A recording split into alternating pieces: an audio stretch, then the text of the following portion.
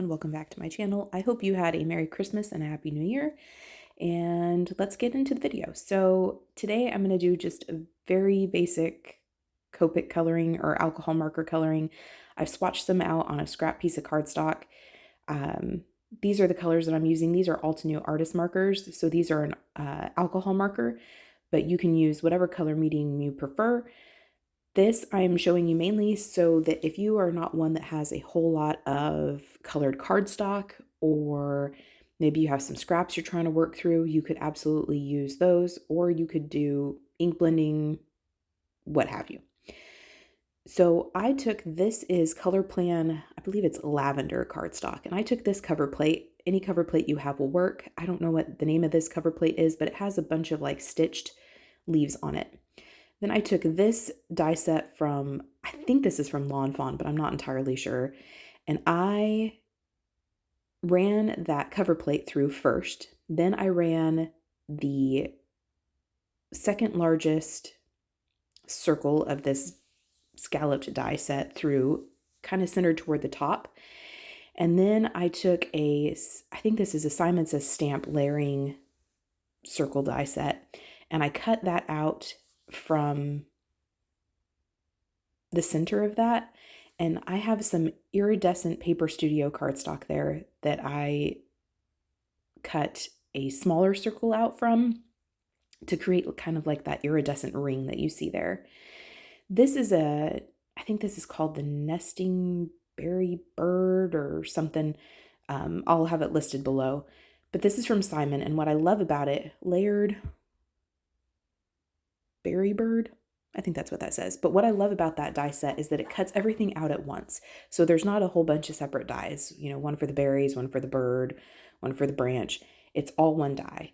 And that was a great way for, again, me to use some scrap cardstock. What else I love about that die set is that you get some really beautiful color and dimension without a whole bunch of layers. And if you've been on my channel at all, you know that I get kind of overwhelmed when there are a whole bunch of layers to my die sets. In fact, I just end up not using them. So this is a good one for me. I also showed you that was a Spellbinders club kit. It was the Floral Hello. And here I'm showing you a memory box. This is the, oh shoot, what's this called? Majestic Hues glitter pad.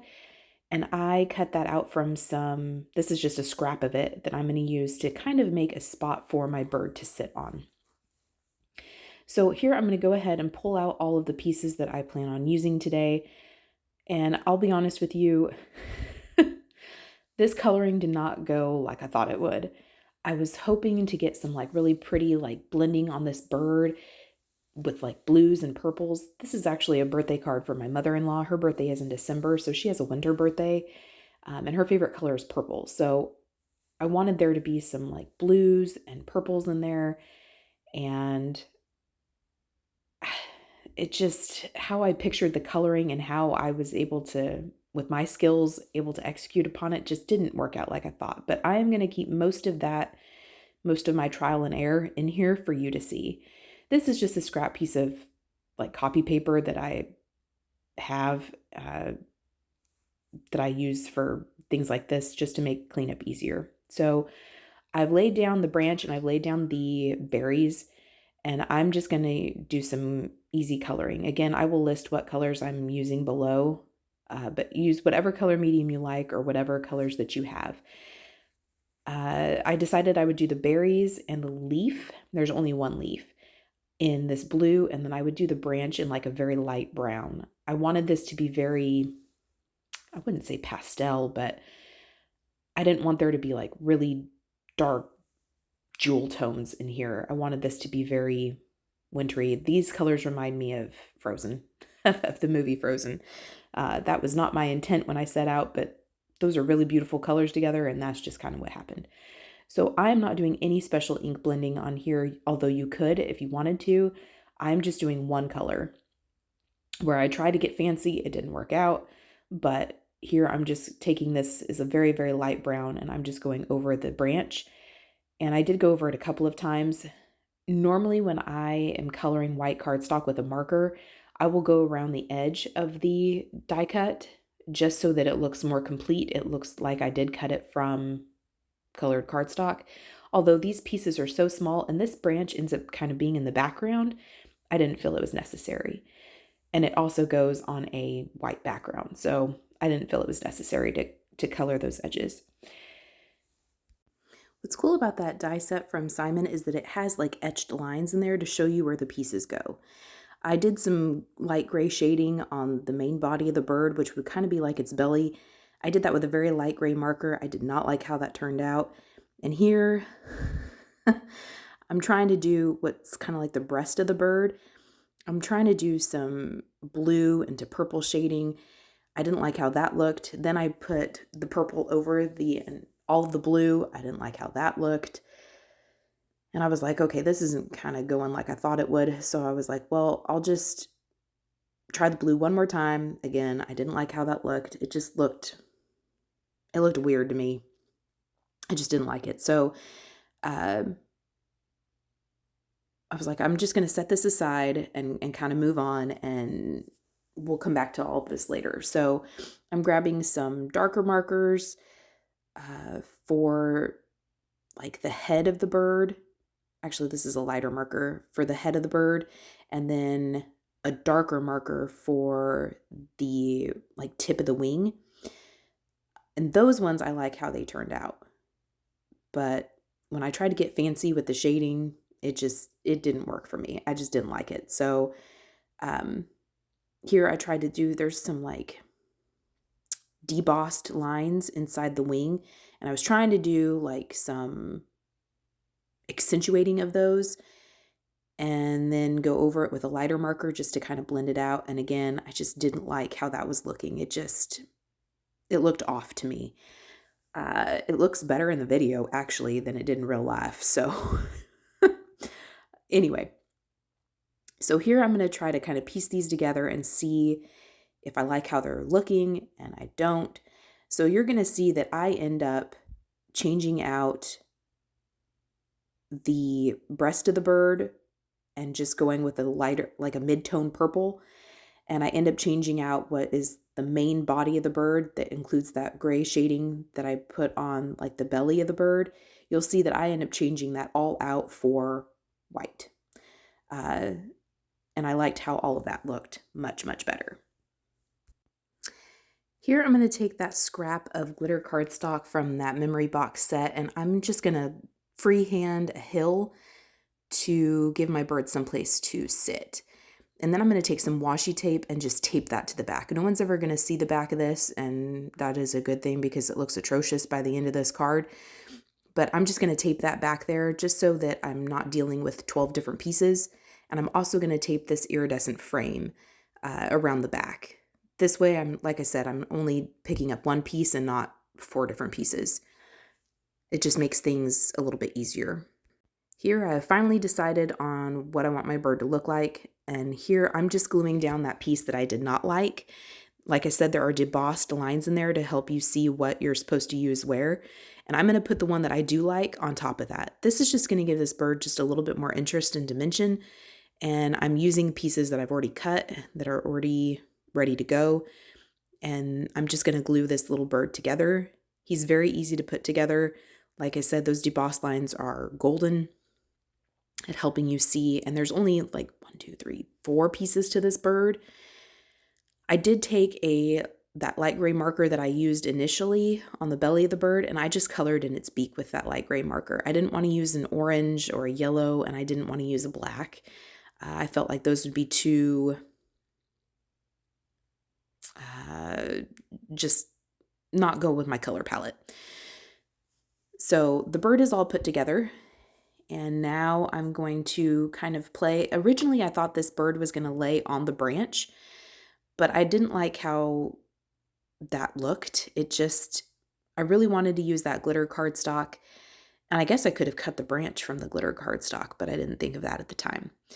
This branch is super easy to put together. All you do is put little dots of glue at the end of those 3 little branches at the very bottom, those little sprigs, and then your branch is all good to go. If you wanted to do some paper piercing with this, or paper piecing, I mean, you absolutely could. You just cut multiple sections or multiple die cuts and just cut and glue. That would be very pretty also. You could jazz this branch up very easily. Here you're going to see me kind of fiddle, and eventually I'm going to glue all these things together. I was trying to decide if I wanted this bird to go on this purple background or if I wanted it to go on the white.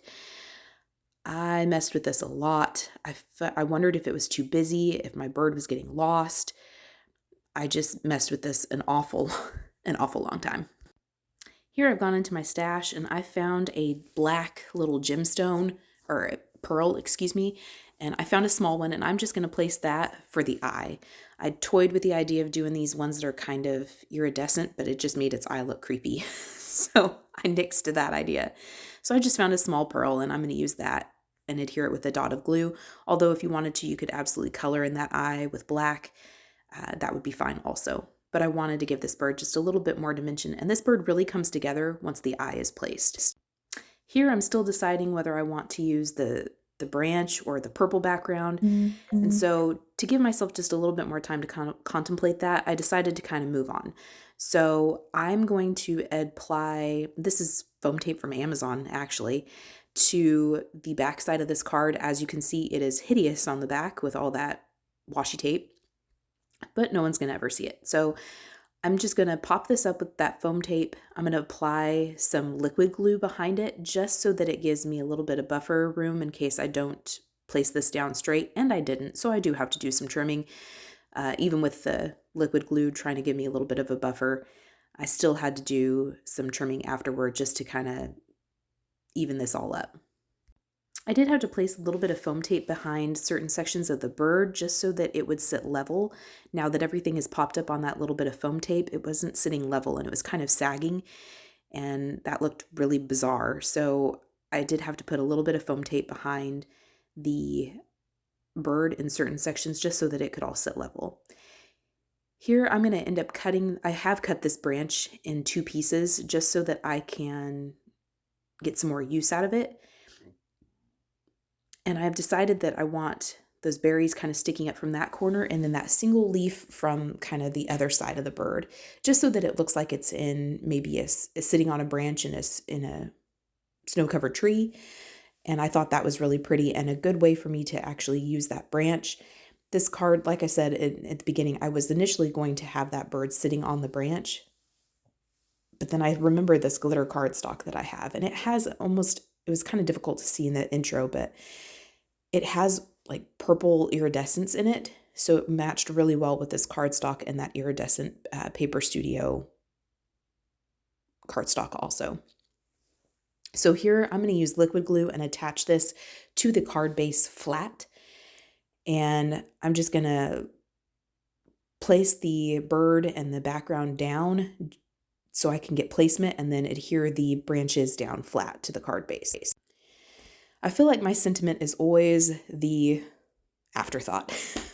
I'm terrible about that. So I have some Amethyst Simon Says Stamp Positively Saturated ink, and I picked a sentiment from that Spellbinders Hello Floral die set, stamp set, and I'm going to stamp this. Now, if you remember at the beginning of this video, we did that cover plate that has the stitching.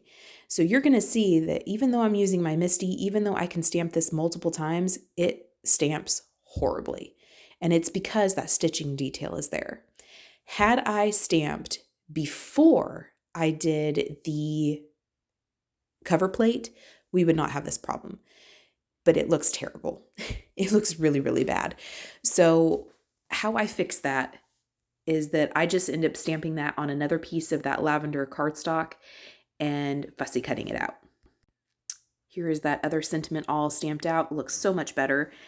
I ended up double stamping the first one, so I just flipped it around and stamped it again using my Hero Art scrubber to clean my stamp off and a flour sack cloth just to wipe it all down.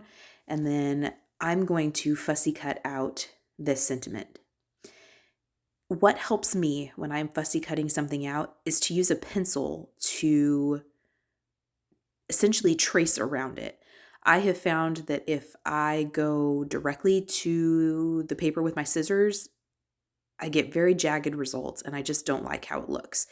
So here I'm trying to keep an even border all the way around the words, and using pencil means that I can erase it when I'm all done. I'm going to take some very sharp kind of detail scissors and follow my pencil marks all the way around. I am trying to use my left hand to turn the paper and keep my right hand, which is my dominant hand, straight. That gives you some more even cuts so that things don't look quite as jagged and rough. And because this is a much bigger piece of paper, if you just chop off the bulk, you get better results then too. Sorry that I'm cutting off screen. I am practically blind, so I have to get things like right up in my face. So I'm trying here to get it back in screen, and it's not working because I'm, like I said, practically blind. But here's the sentiment all cut out. I did take my eraser and go around the edges and get rid of any of the excess pencil lines that were there. And these are Dollar Tree foam squares, and I'm just cutting those out to fit behind this sentiment so that I can pop it up and cover up that horribly ugly misstamped sentiment. So I'm just going to place that over the misstamped sentiment. And then the final thing I'm going to do is add some shine to this bird and to the berries and leaf. And I'm going to use a Spectrum Noir clear glitter brush pen to do that. This just adds some beautiful shine without having to wait forever for it to dry. If you were using like a glitter glue, like a Stickles or a Nuvo Drop, something like that, even, what's it called? Glossy accents. You would have to wait a long time for those to dry. So this dries pretty much instantly. The glitter doesn't shed unless you're sitting there rubbing all over it. But that is the card complete. I do end up having to go and trim some things off, but that is the card complete. I appreciate you spending time with me. Like I said, I hope you had a Merry Christmas and Happy New Year. And I appreciate you spending time with me, and we will see you again next time.